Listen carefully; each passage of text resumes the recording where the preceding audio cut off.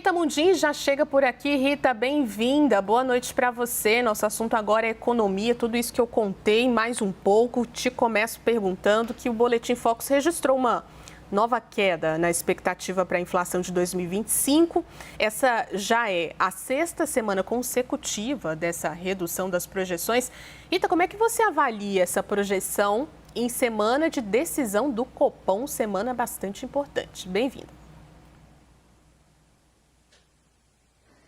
Ju, boa noite, né? A gente vê que o Banco Central está obtendo sucesso, mas a gente poderia dizer que é um sucesso relativo, né? Porque a gente gostaria que a inflação e a projeção da inflação estivesse mais baixo ainda. Então, essa manutenção da taxa Selic deve ser, por unanimidade, a decisão do Banco Central. Por quê? Nós estamos aí vendo a inflação convergir para o teto da meta. Então, hoje a gente teve uma projeção de 4,55, é a sexta semana consecutiva, mas essa projeção já esteve acima de 5. A notícia melhor ainda é que está havendo uma redução na projeção para os anos posteriores. Principalmente, a gente tem que mirar o ano de 2027, que é o que o Banco Central chama de horizonte relevante. É quando ele acredita que ele vai conseguir trazer a inflação para o centro da meta, que é 3%. Mas a dor é grande, né? Essa manutenção da taxa de juros em níveis extremamente elevados e restritivos é exatamente para conter os efeitos que são advindos, né, desse modelo de crescimento que está sendo adotado no Brasil.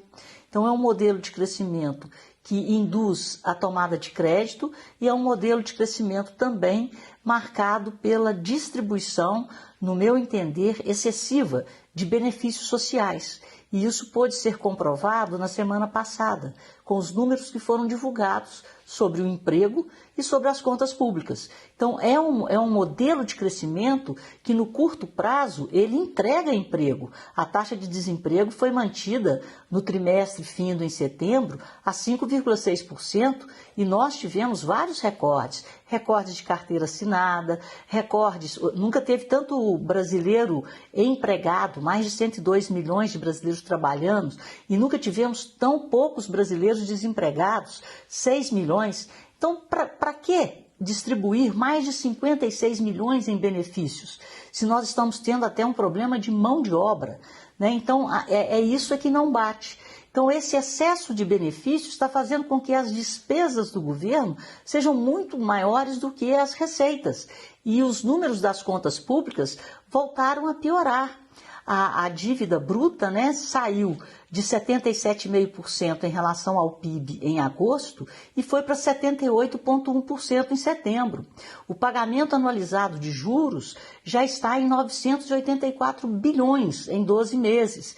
E nós voltamos a ter um déficit nominal, que é o déficit primário, que foi alto, foi de 17 bilhões em setembro, né? O déficit nominal mais os juros que são pagos, no acumulado de 12 meses, voltou a superar 1 trilhão. Então, essa marca de déficit acima de 1 trilhão, antes desse governo Lula, ela só tinha sido atingida na pandemia. Então, isso é muito preocupante, porque é um modelo que entrega desemprego, é um modelo que entrega crescimento, mas às custas do endividamento do país e do endividamento das empresas e das famílias em um nível de taxa de juros absurdo, e esse nível de taxa de juros é alto exatamente porque as contas públicas estão desequilibradas e o risco Brasil vai aumentando. Essa é a nossa armadilha. Então, nós temos que mudar isso estruturalmente através do equilíbrio das contas e do corte dos gastos. Então, o Banco Central, nesse momento, continua sem ter outra alternativa a não ser manter os juros nesses patamares restritivos, por causa da política fiscal, que não está cumprindo o seu papel de ajudar a política monetária, e também por causa de um mercado de trabalho extremamente aquecido. Agora, Rita, uma pesquisa da Genial Quest, mudando aqui de assunto, mostrou que a maioria da população do Rio de Janeiro apoia projetos contra facções. A gente está falando sobre segurança pública durante todos esses dias, por conta da mega operação da semana passada. essa mega operação já gerou algum impacto sobre a economia brasileira? Olha, Juliana, com certeza, porque na hora que você vê uma operação dessa magnitude, você começa a entender a magnitude da interferência e da ocupação das organizações criminosas dentro do tecido social. E você começa a entender que no Brasil nós temos territórios dominados por essas facções criminosas. Então, quando você coloca isso em nível internacional, você a gente tem que se colocar no lugar do outro sempre, né? Quem faz terapia sabe disso. Então, se você se coloca no lugar do investidor estrangeiro, ele está vendo aquilo ali, você se coloca no lugar do turista, você se coloca no lugar daquela pessoa que sonhava em vir ao Brasil, em conhecer o Brasil, em fazer negócios com o Brasil, você começa a ver que vai haver uma certa resistência. Mas, ao mesmo tempo, ainda bem que a operação ocorreu, porque essa operação é um marco, é um basta. Então as coisas têm que mudar, porque se as coisas não mudarem, se as coisas não forem feitas, eu vi o depoimento do governador de Goiás, o Caiado, né? Ele falou uma coisa muito certa. Esse consórcio da paz, ele chama consórcio da paz porque quando você quer a paz, você tem que estar preparado para a guerra. Então, o que nós estamos diante, né, da nossa vida, da nossa realidade, ou a gente dá um basta nas facções criminosas que dominaram várias áreas do Rio de Janeiro, estão fazendo do Rio de Janeiro a Universidade Federal do Crime, né, e o centro de inteligência do crime. Então, a gente combate isso porque os traficantes, os bandidos da maioria dos estados estão concentrados lá, exatamente pela possibilidade de ficarem lá sem serem incomodados, né, até essa operação que foi um marco. E o desabafo do governador do Rio de Janeiro. Então ele colocou os problemas na mesa e está realmente, na prática, tentando estancar, né, esse crescimento do narco-estado.